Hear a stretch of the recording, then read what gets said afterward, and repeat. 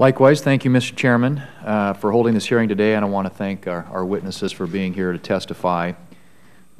Ensuring safety across all modes of transportation is one of this committee's most important functions.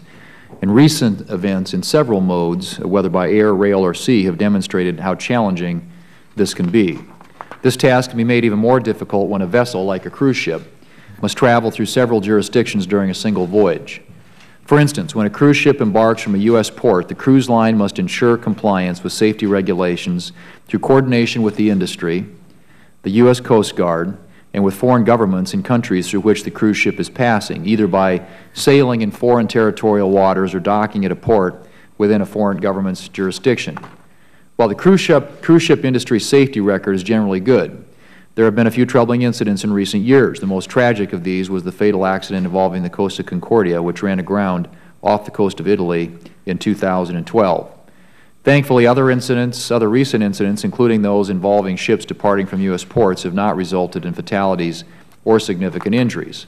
Nevertheless, these particular incidents, which received significant media attention, did underscore the challenges and discomfort that passengers can be subjected to, including days without power or plumbing, and raise questions about the protections afforded to U.S. passengers.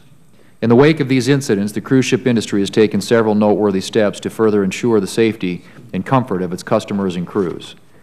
The industry should be commended for its adoption of the Cruise Industry Passenger Bill of Rights, which includes the right to disembark from a ship if essential provisions cannot be provided, the right to a refund for a trip canceled due to mechanical failures, and the right to an emergency power source in the case of a generator failure.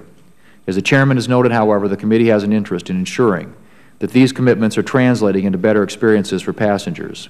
So I look forward to hearing more from our witnesses about these and other steps the cruise industry has taken to improve safety.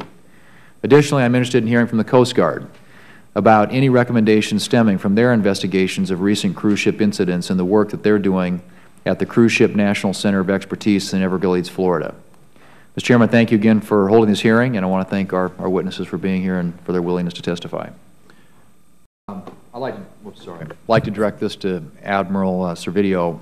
Could you explain to the committee how the Coast Guard coordinates with industry and with enforcement agencies in other countries to enforce vessel safety regulations? Yes, Ranking Member. Basically, the way the oversight of a foreign flag vessel works is that the crew, the owner, the operator are responsible primarily for ensuring that the vessel complies with all the international requirements. That's sort of the first rung of the safety net. The next rung is the flag state, which is the flag that the vessel flies, be it Bahamas, Panama,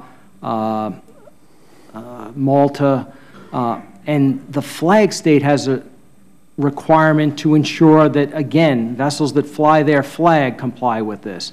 The next rung in that safety net is the class societies who perform an oversight function for insurance purposes. And the last rung is the Coast Guard, which does port state control, sir. So when a foreign flag vessel comes to the U.S., we enforce both U.S. laws and the international laws on that vessel.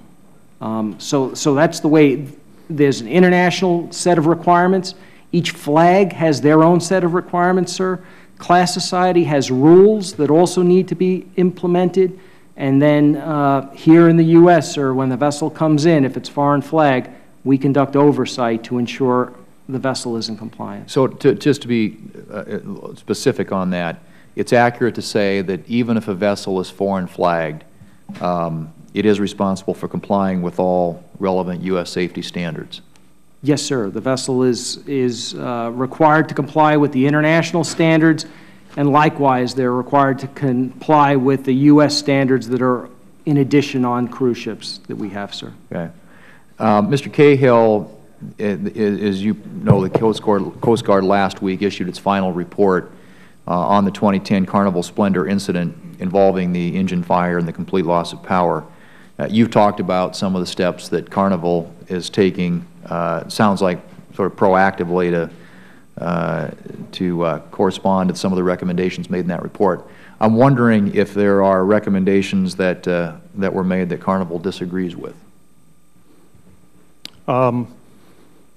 in thinking, no, Senator, I think we agree with their recommendations. Most of the recommendations that the Coast Guard came up with, we had already implemented. We had our own fire safety experts who came in. We had 4 or 5 independent experts who we hired who worked at the same time as the Coast Guard. They primarily noticed the same things. We went right ahead and implemented them. So, and basically, as I mentioned before, those things were very helpful. They were effective in putting out the fire on the Carnival Triumph. Mr. Rosenker, you serve on CLI's panel of experts that make safety recommendations to the cruise ship industry. Can you tell me what major recommendations you've made recently and what the reaction has been of the cruise lines to those recommendations? Yes, sir. We took a look after the operational safety review that was going on at a number of recommendations that we believe would go a long way to raise the bar of safety within this industry. And what we did was make these recommendations back to the industry, and they questioned a few of them, but immediately said this is the right thing to do. And I found, having had experience in making recommendations to industries beyond the cruise industry, the rail, aviation, highway, pipeline, that many times when I made recommendations, it took a while for those industries either to act or to finally implement what we had asked. This one was done very quickly. The 10 policies which I submitted in my testimony ultimately were put forth to the IMO, and they too had been accepted for implementation. So I was, and along with my colleagues at the independent panel of experts, we were impressed with the expeditious manner in which the industry accepted our advice and adopted the policies. We have other members that want to ask questions, Mr. Chairman, so my time's expired, so I'll pass and allow them to do so. Thanks.